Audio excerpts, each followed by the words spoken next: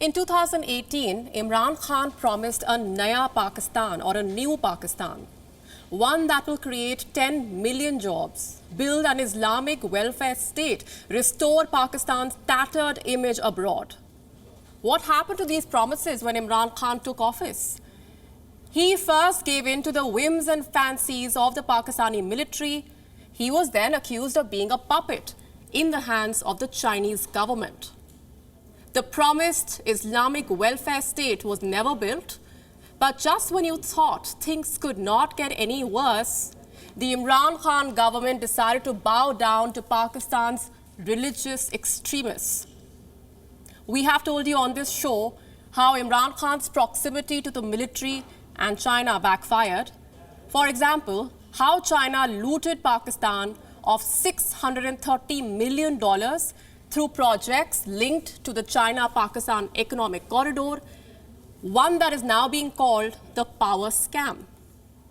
On Gravitas tonight, we focus on how Imran Khan is letting invisible forces and religious hardliners take to the driver's seat and steer the country towards shutdowns, protests and chaos, and what this means for the people of Pakistan. Let's take a look at what happened just last week, when the Pakistan government bowed down to hardliners who had then taken to the streets against the French President Emmanuel Macron's crackdown on radical Islam. A deal was signed between the Pakistan government and the hardliners, forcing Islamabad to cut diplomatic ties with Paris. The Pakistani government promised to enact a legislation which would ultimately lead to the expulsion of the French ambassador. It agreed to not send an ambassador to France. And not just that, the Pakistan administration also promised to have French products boycotted at a government level. Do you think Pakistan can afford to snap ties with France? It is one of the most important members of the European Union. France is also one of Pakistan's most important trade partners. In fact, a 2016 study showed that Pakistan's imports from France amount to about 9% of its total EU imports, $0.37 billion of the total $6.92 billion. Given Pakistan's economic condition, can Imran Khan afford to mess this up? Pakistan also uses critical French military equipment, the likes of Mirage fighter aircraft, mine hunters, Agusta 90B submarines. Can you imagine what snapping of ties could mean for Pakistan? A religious extremist may not understand this, but the government should. Yet, the Imran Khan government chose to give in to the demands of Khadim Hussain Rizvi, Pakistan's Interior Minister Ejaz Shah, and Minister for Religious Affairs P. Nurul Qadri signed the agreement with Rizvi's party. What does all this tell us about Pakistan's priorities? Islamabad is busy deciding what to do with France when it has a growing list of troubles at home.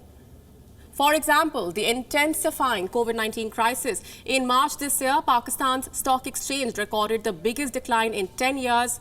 There is food inflation that's affecting the people of Pakistan on a daily basis, unemployment. And how can we forget terror financing?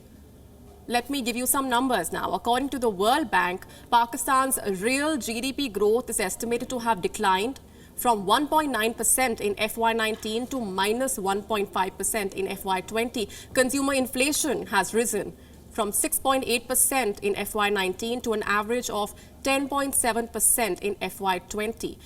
The Pakistan rupee has depreciated 13.8% against the US dollar in FY20. Pakistan's export values contracted 7.5%. Its external debt has grown to 38.2% of its GDP. And instead of addressing these crucial figures and issues, Imran Khan's government is busy letting fundamentalists set the country's agenda. There have been protests against France in other countries as well, be it Malaysia or Turkey. But where else have you seen a country's leader bowing down to these invisible forces? Where else have you seen a democratically elected party striking a deal with extremists on the country's foreign policies? By giving in to these demands of first the military, then China, and now the extremists, the government of Imran Khan is betraying those who voted for them and placing their interests in the back seat.